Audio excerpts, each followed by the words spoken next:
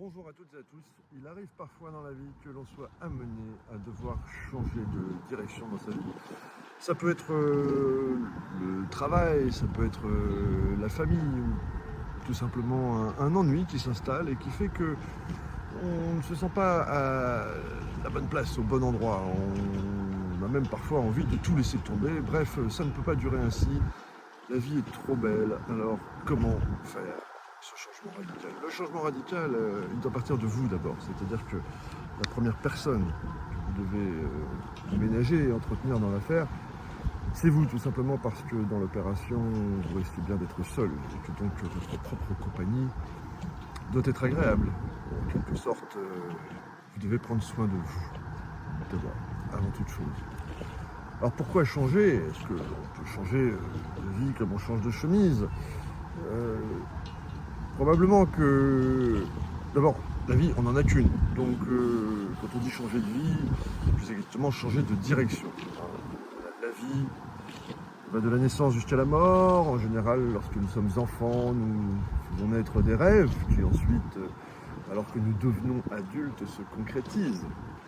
Bien entendu, nul ne pouvant prédire l'avenir, il va de soi que, eh bien, l'avenir est surprenant et s'éloigne parfois de la route que l'on s'était tracée. Alors ça n'est pas très grave quand on est suivi dans un flot positif, hein. Il est plutôt même sain, je dirais, de se laisser porter par le destin et de savoir saisir des opportunités inédites auxquelles on n'avait pas pensé.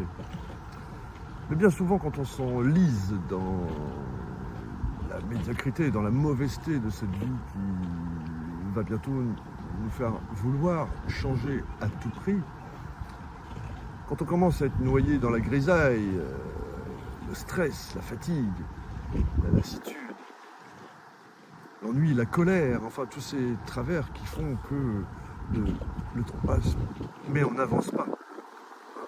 Le travail est toujours aussi mauvais, la famille est toujours aussi insupportable, les amis ne sont jamais là quand on en a besoin.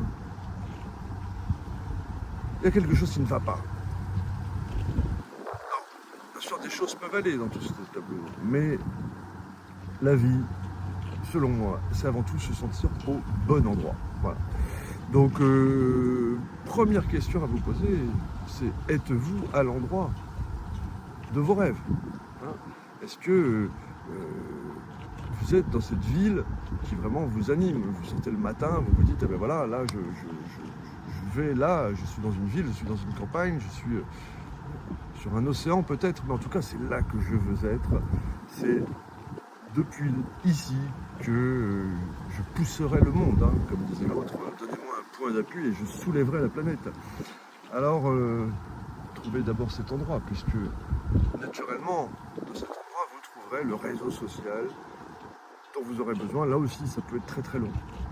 1 an, 2 ans, 3 ans peut-être. Mais petit à petit, il va se tisser un réseau social, donc des connaissances nouvelles, voisins, amis, travail. Alors bon, comme partout, au début, les gens sont sympathiques et on ne retiendra que les gens sympathiques, puisque les gens pas sympathiques, parfois on ne leur parle pas. Et dans ces gens sympathiques, il y a des escrocs. Dans ces gens sympathiques, il y a des personnes qui... voilà, des relations qui ne s'avèrent pas fructueuses. Une bonne relation étant une relation, on va chercher d'abord à se mettre en sécurité. Sécurité émotionnelle, financière, physique, bien entendu. Une sécurité qui fait qu'on va se retrouver de gens fiables. Donc, dans ce processus naturel de création de réseau, à apprendre et à filtrer. Et puis alors voilà, quel est le risque? Le risque de ne pas retrouver un emploi, le risque de mourir de faim, le risque de ne plus voir ses amis que l'on ne voyait peut-être déjà pas beaucoup du fait de la situation actuelle. Alors on peut changer de vie pour plein de raisons. Souvent le boulot qui donne cette envie de partir. Je dis souvent le boulot parce que le boulot obéit à des lois qui sont extrêmement injustes, hein. Les gens qui travaillent le plus, qui sont, je dirais, les plus méritants, ce ne sont pas forcément ceux-là qui comment dire, seront les mieux rétribués. C'est peut-être d'ailleurs même ceux-là même qui seront les premiers concernés par cette volonté de vouloir changer de vie. Bah oui, tout simplement, lorsque l'on est exploité de façon injuste, a-t-on probablement plus envie de bouger que n'importe qui d'autre. Cela semble bien légitime. Donc choisir un endroit, il y en a 1000. À la campagne, à la mer, en ville. Un endroit qui vous fait kiffer et surtout qui va réussir à, on va dire, canaliser autour de vous de bonnes énergies. Alors ce que j'appelle des bonnes énergies, c'est une intuition qui vous traverse l'esprit et qui fait que vous sentez que vous êtes au bon endroit ou en tout cas en bonne compagnie, même si c'est pas avec des gens que vous connaissez, même si ce ne sont que, voilà, des personnes que vous avez croisées dans la journée. Il faut savoir que quand on arrive quelque part, on n'est pas désiré, on ne nous a pas attendu pour fonctionner. Alors nous, on est là avec notre volonté de nous faire accepter, mais pourquoi nous accepterons-on? Après tout, qu'a-t-on à prouver? Qu'apporte-t-on? Est-on quelqu'un de confiance? Là aussi, c'est important, on n'a qu'une seule occasion de faire une première bonne impression, donc c'est important évidemment de recommencer. Peut-être que dans sa vie d'avant, on a raté des trucs. C'est le moment de recommencer sans se tromper, d'aller droit au but, d'aller à l'essentiel. Donc, ce que je conseillerais, moi, aux personnes qui, effectivement, se plaignent au quotidien de « Ah, il fait froid, il fait chaud, la politique, on nous ment, on nous dit tout, la vie est chère, il pleut, il y a des bouchons, c'est pollué. » Moi, tous ces gens-là, je leur dis, bah, écoutez, trouvez un endroit qui vous va. Il y a beaucoup plus de place qu'on imagine sur Terre. On pense que l'homme est partout. Alors oui, l'homme est partout, mais d'une certaine façon, il est concentré en quelques endroits. Le reste de la planète est vide. Et même le plus vide des vides, des endroits vides de la planète, n'est pas désert. Il y a du monde. Alors, y a-t-il des obstacles à la langue? Oui, bien sûr. Préférable de choisir un endroit où la culture nous est proche, quand même. J'ai voyagé beaucoup dans toute ma vie et puis j'ai eu des envies de quitter la France pendant très longtemps. D'ailleurs, je ne suis pas en métropole aujourd'hui, je s'appelle depuis Saint-Barthélemy. Mais cette envie de m'éloigner de la France, finalement, avec le temps, c'est pas avéré la plus payante, la plus fructueuse. On a besoin d'être avec des gens qui ont grandi avec nous, qui ont eu notre culture, qui ont notre humour, qui, voilà, tout simplement parlent notre langue et sont capables d'échanger des idées complexes avec nous. J'ai eu la France. Mais sans rire, c'est un continent qui a un pays qui a la chance de disposer encore de quelques territoires dans le monde. Choisissez le vôtre, prenez un billet, allez-y. Vous ne serez pas bien accueillis, bien sûr qu'on va vous faire la gueule, bien sûr que ce sera terrible, ce sera dur. Vous irez de déception en déception. Pensez que vous êtes indispensable et que on n'attendait plus de vous pour commencer, mais en fait, vous êtes le dernier maillon de la roue.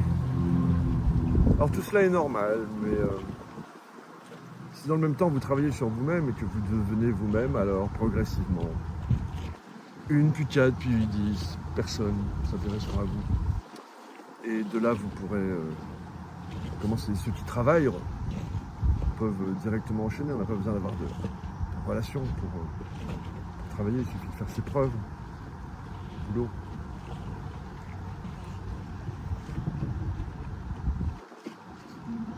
Je ne veux pas non plus entendre parler de oui, il a eu du courage, alors que le courage, c'est surmonter sa peur. La peur, elle arrive avec l'inconnu. Vous connaissez la vie, naviguer des endroits où vous connaissez, ne prenez pas de risques insensés non plus. Quand on part entreprendre au bout du monde, bien souvent, il faut se préparer à tout perdre. En restant en France, bah, ma foi, on est en France.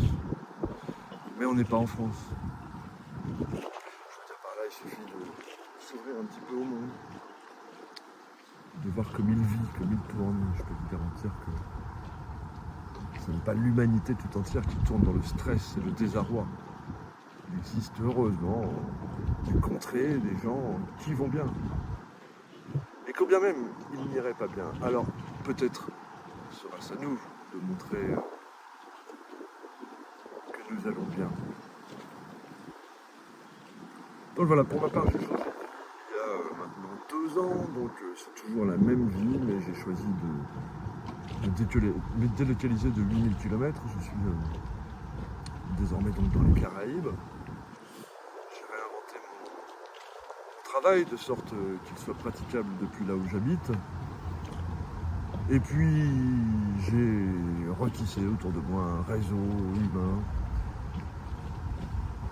solide, que je salue au passage,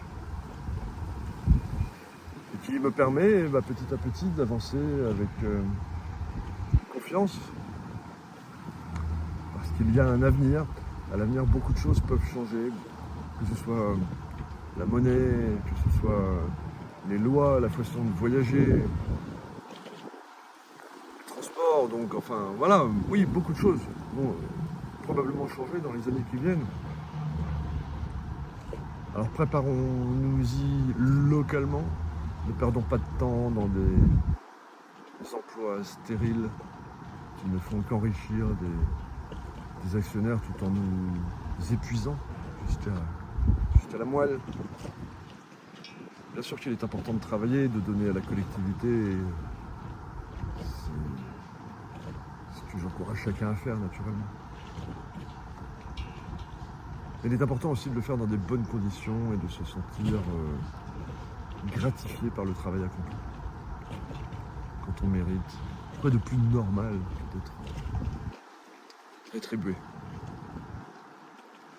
Donc si jamais vous avez envie de changer de vie, il est intéressant aussi de faire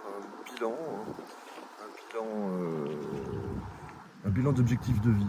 Vous allez décortiquer finalement toutes les valeurs qui vous semblent importantes à vos yeux, classées par priorité, ordre d'importance, et là va se dessiner tout de suite une grande tendance de savoir ce que...